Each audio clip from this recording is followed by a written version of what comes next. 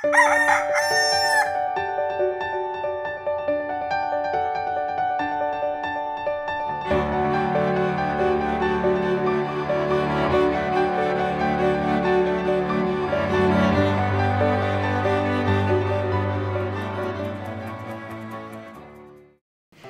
umaga mga kapamilya. Magkape at pandasal muna tayo. Ako si Risa Singson Kaupeng, Editor-in-Chief ng Kirigma Magazine. Hindi natin maaring maliitin ang kapangyarihan ng pag-ibig. Narinig ko ang kwento ng isang pari sa misa kamakailan. Madalas siyang magmisa ng alas 5:15 ng umaga at madali niyang natatandaan ang lahat na nagsisimba doon. Kaya tawag pansin ang ilang dalagang nagsisimba, ngunit nakatayo lamang sa labas ng simbahan. Hinding-hindi sila pumapasok. Kaya't nung minsan, minabuti ng paring lapitan ng mga dalagang ito.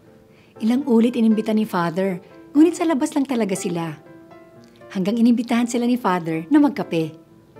Doon niya natuklasan na ang inakala niyang mga call center agent ay mga call girls pala. Ipinamahagi ni Father sa kanila ang tungkol sa wagas na pag-ibig ng Diyos. Walang imposible sa pag-ibig ng Diyos. Kaya niya kayong baguhin, sabi niya sa kanila.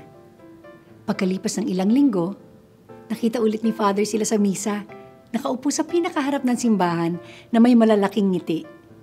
Nalaman ni Father na dahil sa kanilang engkwentro sa pari, nagpasya silang magbago ng trabaho. Sila ngayon ay mga language instructor at guru na.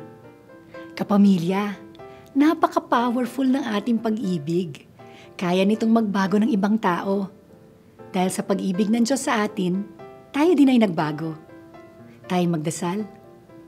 Jesus, gamitin niyo ang aming pagmamahal upang baguhin ang iba. Amen.